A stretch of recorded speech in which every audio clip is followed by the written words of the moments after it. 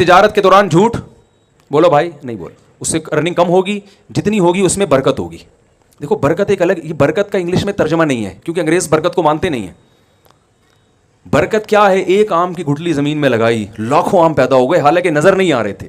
تو اللہ نے قرآن میں فرمایا کہ اللہ ایسے لوگوں کے مالوں کو بڑھاتا ہے جیسے گندم کے ایک دانے سے 100 دانے پیدا ہوتے ہیں, ایسے اللہ تعالیٰ بڑھاتا ہے. ایماندار تاجر کیا جو مال میں برکت اس سپیڈ سے ہوتی ہے, اتنی سپیڈ سے مال میں برکت ہوتی ہے. تو حدیث میں آتا ہے نبی صلی اللہ علیہ وسلم نے فرمایا جسے 2 ٹائم کھانے کو مل جائے, سر چھپانے کے لیے جگہ مل جائے, جسم کسی بڑی بیماری سے پاک ہو جائے, تو گویا پوری دنیا کی دولت سمیٹ کے اللہ نے اس کو دے دی ہے. تو اب ہوس کرنے کی اجازت نہیں ہے.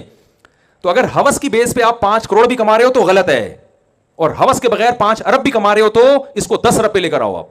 ہاں اعتدال ضروری ہے کہ اتنا اس میں فکر نہ ہو جائے کہ نمازیں ضائع ہوں, صحت خراب ہونا شروع ہو جائے, بیوی بچوں کو ٹائم ہی دینا چھوڑ دیں. اس میں آتا ہے کمانے میں اعتدال سے کام لو اور اللہ پہ توکل, کہ اتنے گھنٹے میرے لیے اس کام میں صرف کرنا میری صحت اجازت دیتی ہے, بس اس کے بعد اللہ پہ توکل کروں گا کہ اسی میں اللہ مجھے انشاءاللہ نواز دے گا. پلاننگ پہ زیادہ زور لگاؤ, ٹھیک ہے نا. نبی صلی اللہ علیہ وسلم ایک دفعہ لیٹے ہوئے اور آپ غضب سے بیٹھ گئے. آپ نے فرمایا ثلاث لا یکلمہم اللہ یوم القیامۃ ولا یزکیہم ولا ینظر الیہم ولہم عذاب علیم.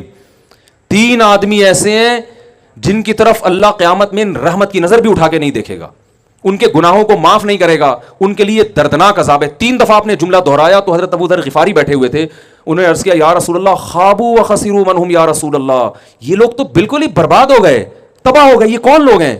تو ان میں آپ نے ایک اس شخص کا نام ذکر کیا, فرمایا المنفق سلعتہ بالحلف الکاذب, جو جھوٹی قسم اٹھا کے اپنا مال بیچتا ہے. کتنی بڑی وعید ہے بھائی. آج ٹوپی کرانے کو ایک کمال سمجھا جاتا ہے, چونا لگانا, ٹوپی کرانا, یہی اس مارکیٹ میں یہی الفاظ چل رہے ہیں نا, الو بنا دیا, چونا لگا دیا, ٹوپی کرا دی, یہی کچھ چل رہا ہے. تو آپ نے تجارت کے دوران جھوٹ بولو بھائی نہیں بول, اس سے ارننگ کم ہوگی, جتنی ہوگی اس میں برکت ہوگی.